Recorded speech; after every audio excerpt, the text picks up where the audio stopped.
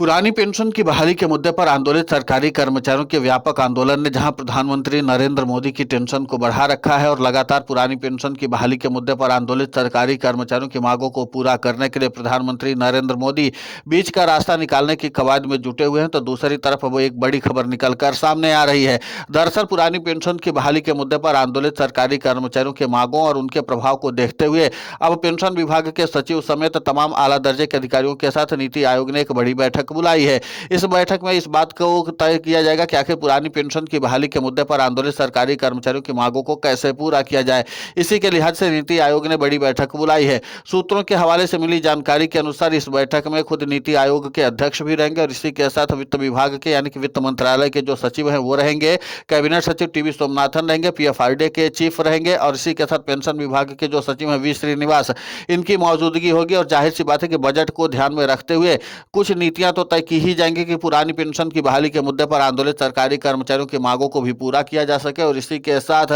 सबसे अहम बात जो होगी वो ये है कि इस बार सरकारी कर्मचारियों के लिए जो एनपीएस और यूपीएस में सुधार किया गया है, उसके नाते से जो नीतियां तैयार करनी है उसको कैसे तैयार किया जाए, क्योंकि अब आगामी समय में एक साल के लिए पूरी तरीके से ये नीति लागू रहेगी देश में। और इसीलिए पेंशन विभाग के सचिव ने भी इस बात पर जोर दिया है कि पुरानी पेंशन की बहाली के मुद्दे पर आंदोलित सरकारी कर्मचारियों की मांगों को ध्यान में रखते हुए कोई बीच का रास्ता निकालना होगा, जिसके नाते से इस बार पुरानी पेंशन की बहाली के मुद्दे पर आंदोलित सरकारी कर्मचारियों के आंदोलन को रोका जा सके। और इसी पूरी रणनीति को ध्यान में रखते हुए नीति आयोग ने एक बड़ी बैठक बुलाई है। माना यह जा रहा है कि सोमवार को देर शाम इस पर बैठक हो सकती है। और इसी के साथ इस बात की भी नीति तय की जाएगी कि आखिर इन सभी सरकारी कर्मचारियों की मांगों को पूरा करने के लिए कितना बजट तैयार करना होगा और उसके बाद कितना अतिरिक्त बजट तैयार करके रखना होगा, क्योंकि पुरानी पेंशन की बहाली के मुद्दे पर आंदोलित सरकारी कर्मचारियों ने एक बात को साफ कर दिया कि वो किसी भी हाल में पुरानी पेंशन से समझौता करने वाले नहीं है। और इसी के साथ सरकारी कर्मचारियों ने इस बात का भी संकेत साफ तौर पर दे दिया है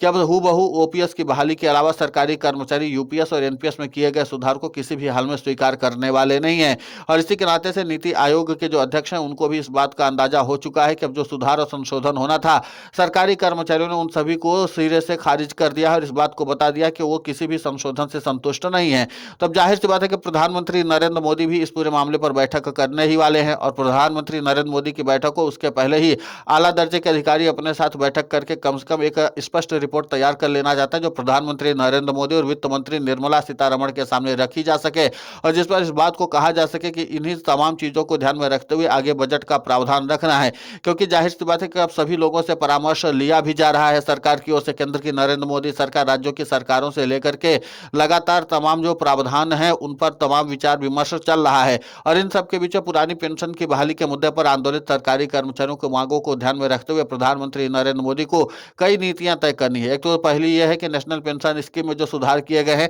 उसके लिए जो नीति निर्धारण तैयार किया गया है पीएफआरडीए की ओर से, उसके लिए भी अतिरिक्त बजट तैयार करना है। जाहिर सी बात है कि जो एनपीएस में पेंशनधारी हैं उनको भी तो एक संतोषजनक राशि देनी ही पड़ेगी। दूसरी सबसे अहम बात है कि जो 1 अप्रैल 2025 को यूनिफाइड पेंशन स्कीम लागू की गई है, अगर प्रधानमंत्री नरेंद्र मोदी उसको आगे क्रियान्वयन के रूप में चालू करना चाहते हैं और जमीनी स्तर पर उतारे रखना चाहते हैं तो जाहिर सी बात है कि उसके लिए भी प्रावधान करने होंगे। और इसी के साथ राज्यों की सरकारों के लिए भी बजट आवंटन करना होगा, क्योंकि जो सरकारी यूनिफाइड पेंशन स्कीम को लागू करेंगे और जो सरकारी कर्मचारियों का पैसा एनपीएस में जमा हुआ है तो जाहिर सी बात है कि बिना मैच्योर कॉपर्स के वो पैसा निकल नहीं सकता है। और अगर सरकारी कर्मचारियों को यूनिफाइड पेंशन स्कीम में स्विच करवाया गया तो उन सरकारी कर्मचारियों के लिए एक अच्छा खासा बजट चाहिए, कम से कम उसको डैमेज कंट्रोल करने के लिए, यानी कि जो वो खर्चा है उसको मैनेज करने के लिए। तो कुल मिलाकर के कि माथापच्ची बहुत ज्यादा है, क्योंकि अब देश में 3 पेंशन प्रणाली फिलहाल चल रही हैं। यूनिफाइड पेंशन स्कीम भले ही जमीनी स्तर पर न चल रही हो और जमीनी स्तर पर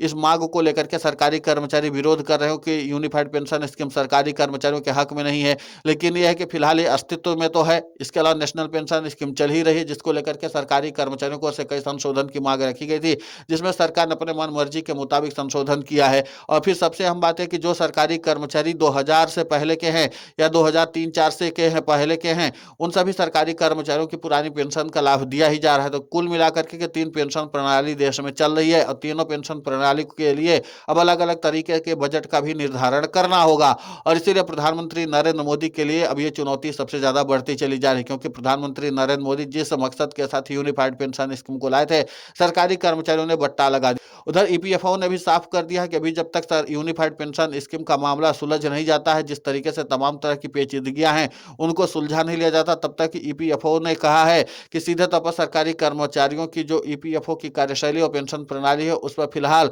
रोक लगा दी जाती है और उस पर रोक लग भी गई है। तो जाहिर सी बात है कि सरकारी कर्मचारी अधर में अटक गए हैं जिन्होंने यूनिफाइड पेंशन स्कीम को चुना है। ऐसे में एक सवाल ये भी है कि जो सरकारी कर्मचारी एनपीएस को छोड़कर के यूपीएस में गए हैं और यूपीएस में भी अभी ठीक से तरीके से क्रियान्वयन हो नहीं पा रहा है, तो उनके लिए सरकार क्या कुछ नीतियां तय करेगी? ये तमाम ऐसे सवाल हैं जिसको लेकर के अब नीति आयोग के अध्यक्ष जो हैं वो पूरी तरीके से मंत्रणा करेंगे और इसी के साथ पेंशन विभाग के सचिव की भी चुनौती बढ़ी हुई है, क्योंकि पुरानी पेंशन की बहाली के मुद्दे पर आंदोलित सरकारी कर्मचारियों ने अपना रुख साफ कर दिया कि फिलहाल वो सरकार से ये चाहते हैं कि इस बार के बजट में पुरानी पेंशन की बहाली के मुद्दे पर आंदोलित सरकारी कर्मचारियों की मांगों को न प्रमुखता से सिर्फ रखा जाए, बल्कि उनकी तमाम मांगों को प्राथमिकता के आधार पर लागू भी किया जाना चाहिए। और इसीलिए पुरानी पेंशन की बहाली के मुद्दे पर आंदोलित सरकारी कर्मचारियों के नाते से केंद्र की नरेंद्र मोदी सरकार की टेंशन बढ़ी हुई है। अब देखना महत्वपूर्ण होगा कि जो पेंशन विभाग के सचिव हैं उन्होंने इस बात को कंसीडर किया है कि कम से कम इस पूरे मामले पर एक बार बैठक की जाए और बैठक करके इस बात की जानकारी दी जाए